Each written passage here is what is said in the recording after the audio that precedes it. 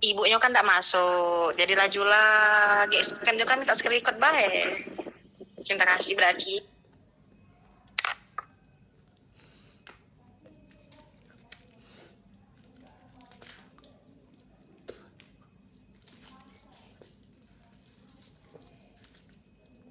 Baiklah, Assalamualaikum warahmatullahi wabarakatuh.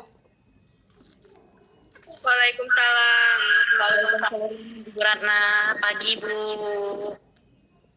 Aku belum Dila, jangan kawin dulu. Selamat pagi. Pagi. Bagaimana kabarnya hari ini? Sehat semua? Alhamdulillah sehat, Bu. Oke, sudah berdoa? Belum. Silakan berdoa terlebih dahulu. Coba ketua kelasnya tolong pimpin doa. Baik kan kawan, sebelum kita mulai belajar, mari kita berdoa menurut kepercayaan agama masing-masing. Berdoa mulai.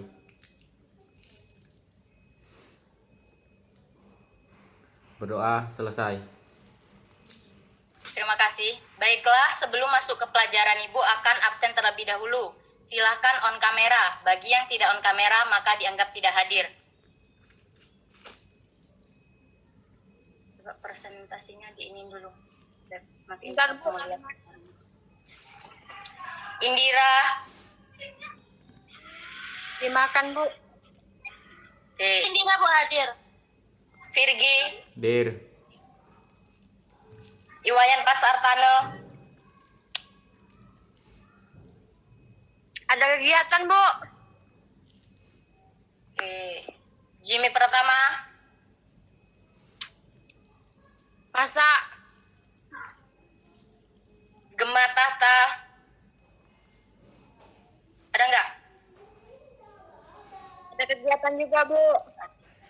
Ridwan. Sama Bu. Dwi Seka Marlena. Hadir Bu, hadir. Lila. Hadir Bu. Argani. Argani. Oh ya, ada yang Bu, ada yang ini Ada ya. Sinta. Iya Bu, hadir Bu. Anissa. Bu, ini ada yang mau masuk. Bu. Anissa, ada nggak? Nggak tahu. Sri Balkis.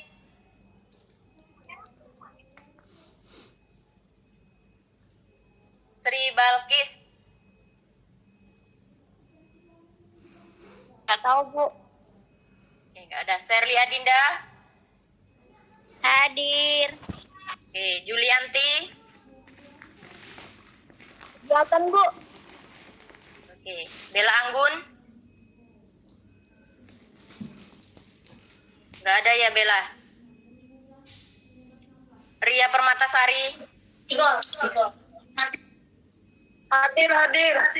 Hikmah Lestari. Hadir. Richard Saputra. Sartika. Ya, oke. Sartika ada nggak?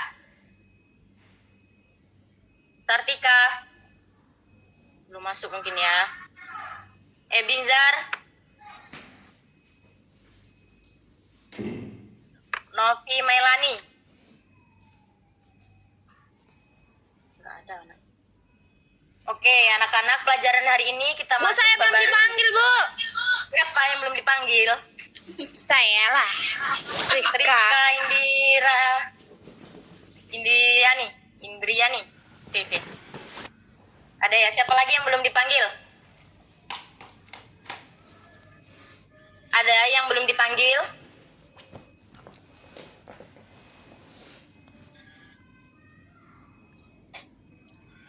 Oke, tidak ada lagi ya. Oke anak-anak, pelajaran hari ini kita masuk bab baru, yaitu perkembangan Islam di Jawa, terutama di Kerajaan Mataram. Sebelum masuk ke PPT, Ibu akan menjelaskan dulu awal berdirinya Kerajaan Mataram. Awal mula berdirinya Kerajaan Mataram bermula dari Ki Pemenahan yang diberikan tanah perdikan oleh Sultan Adiwijaya dari Kesultanan Pajang. Karena jasanya yang telah membantu Kesultanan Pajang untuk menghadapi perlawanan dari Arya Panangsang dari Jipang. Nah, kemudian selama 7 tahun, Ki Pemenahan membangun kota Mataram hingga menjadi besar dan menjadi sebuah kerajaan. Baiklah, Ibu lanjut ke materi PPT.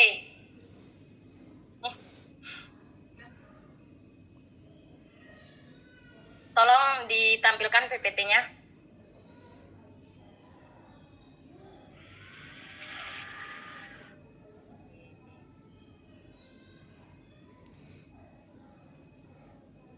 Islam di Mataram. Lanjut. Sejarah Islam di Mataram. Islam menjadi agama resmi sebagai agama resmi Kerajaan Mataram, yaitu pada masa pemerintahan Penembahan Senopati. Jadi, agama Islam itu baru menjadi agama resmi kerajaan ketika Penembahan Senopati menjadi raja. Pada awalnya, masih ada yang beragama Hindu-Buddha karena pengaruh kerajaan Hindu-Buddha sebelumnya, seperti Kerajaan Majapahit yang belum terlepas sepenuhnya oleh masyarakat. Penyebaran agama pada waktu itu dilakukan oleh Pariwali Songo yang paling berjasa dalam penyebaran di Pulau Jawa. Penyebaran agama di sini secara dakwah. Para wali berkelana dari desa ke desa untuk menyebarkan agama Islam dengan pendekatan-pendekatan kepada masyarakat.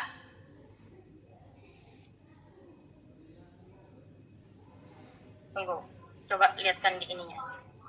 Baik, di sini Ibu akan bertanya, ada yang tahu cara para wali mendekatkan diri kepada masyarakat dengan cara apa?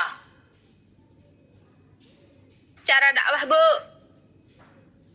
Secara dakwah. Ada yang lain? Ada jawaban lain? Apa? Dari perdagangan, Bu. Dari perdagangan. Ada lagi yang lain?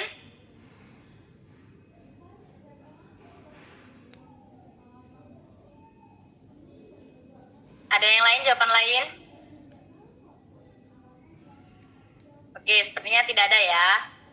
Jawabannya yaitu dengan cara pertunjukan wayang atau gemelan, syair-syair seperti Sunan Kalijaga, membantu masyarakat yang kesusahan atau menjadi salah satu masyarakat tersebut.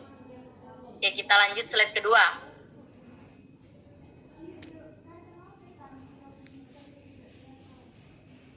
Nah, ini adalah salah satu gambar Penembahan Senopati.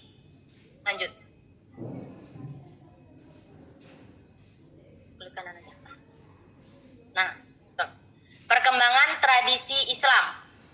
Jadi, pada zaman dahulu, Islam di Jawa itu ada 2 tipe, yaitu Islam yang berada di pedalaman, disebut Islam kejawen, dan yang berada di pesisir disebut Islam pesantren. Nah, apa sih Islam kejawen itu dan apa Islam pesantren itu? Apakah berbeda? Coba jawab Sinta. Sinta. Cinta lagi ke WC, Bu. Oke. Coba Sherly aja. Apa sih Islam kejawen tadi itu gimana, dan Bu? apa sih Islam pesantren itu, berbeda atau tidak? Apa, Bu? Sekali lagi. Oke. Apa sih Islam kejawen itu dan apa Islam pesantren itu? Apakah berbeda? Beda sih, Bu, menurut Charlie. Ya. Lanjut. Baik, Ibu akan menjelaskan Islam kejawen. Masyarakat pedalaman yang dekat dengan pusat agama Hindu masih belum bisa meninggalkan tradisi Hindu walaupun sudah memeluk Islam. Jadi, mereka di sini sudah memeluk Islam, sudah mengakui bahwa dirinya Islam, tapi belum meninggalkan kebiasaan-kebiasaan tradisi Hindu seperti masih menggunakan sesajen, percaya pada hal-hal mistis. Mereka mencampur konsep Hindu, Buddha dengan Islam dan masih mencampur adukan ajaran Islam sama Hindu, Buddha dalam sehari-hari, seperti tadi masih menggunakan sesajen di tempat yang dianggap keramat seperti yang digambar PPT itu ya. Nah, mereka mengaku Islam tapi tidak melakukan sholat ataupun puasa. Mereka bahkan masih melakukan kegiatan sesajen dan masih percaya dengan hal mistis. Nah, di sini siapa yang tidak sholat dan tidak puasa berarti itu Islam kejawen. Orang kejawen itu mempercayai Tuhannya itu Allah Subhanahu wa taala dan nabinya itu Muhammad SAW. Tapi tidak menjalankan ajaran-ajarannya dan malah menjalankan ajaran Hindu, tapi mereka mengaku Islam. Selanjutnya,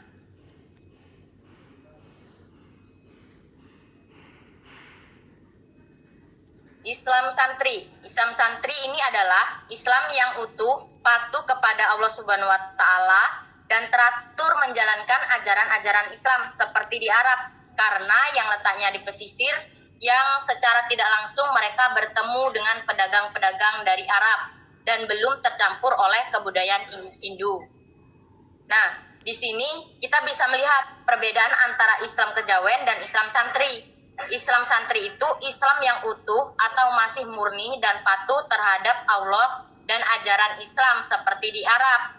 Karena mereka yang letaknya di pesisir dengan pelabuhan perdagangan yang secara tidak langsung bertemu dengan pedagang-pedagang di Arab dan juga dalam penyebarannya masih murni tanpa ada campuran dari Hindu Buddha.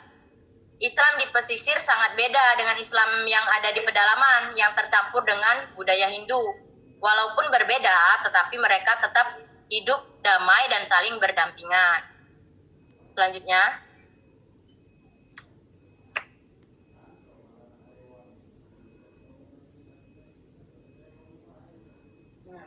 perkembangan Kerajaan Mataram. Pada masa kepemimpinan Sultan Agung, Kerajaan Mataram berhasil menduduki beberapa wilayah di Pulau Jawa dan mengalami kemajuan. Nah, di sini masa Kesultanan Agung Mataram ini sangat berkembang, bahkan menduduki beberapa wilayah di Jawa dan sangat berkembang. Dalam pemerintahannya, Sultan Agung memiliki beberapa kebijakan di sektor pertanian dengan memberikan lahan pertanian kepada rakyat untuk dikelola. Pajak juga yang diberikan tidak memberatkan. Nah, itulah perkembangan Islam di Jawa, terutama di Mataram. Sampai di sini bisa dipahami?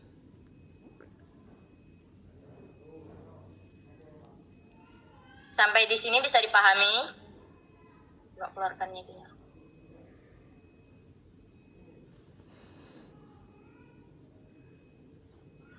Kalau ada yang belum jelas, boleh ditanyakan.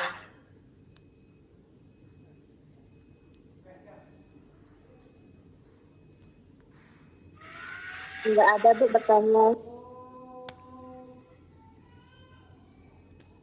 Oke, jika tidak ada pertanyaan, apakah ada yang bersedia untuk menyimpulkan materi hari ini yang telah Ibu jelaskan? Baiklah, Bu, saya izin menyimpulkan.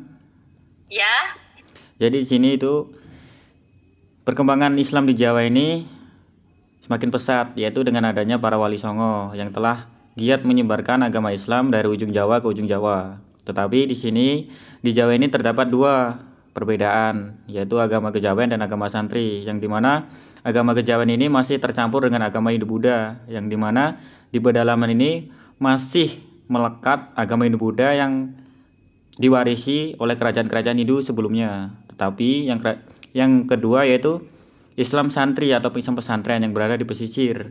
Mereka Islamnya seperti Arab karena tidak tercampur atau bahkan tidak mendapat campur aduk dari Hindu Buddha tersebut, karena dia masih murni dan langsung mendapat Islam dari pedagang-pedagang yang berada di Arab. Begitu, Bu. Terima kasih. oke. Terima kasih. Nah, baiklah, karena jam pelajaran kita sudah habis, materi akan kita lanjutkan minggu depan. Minggu depan kita belajar materi Kerajaan Demak, kalian jangan lupa di rumah baca-baca buku atau di internet tentang Kerajaan Demak. Biar minggu depan kalau Ibu menjelaskan, kalian nyambung. Dan juga kalau ada yang belum paham, bisa didiskusikan. Paham, Nak? Paham, Bu. Baik, Ibu ucapkan terima kasih. Ibu akhiri. Wassalamualaikum warahmatullahi wabarakatuh. Waalaikumsalam warahmatullahi wabarakatuh.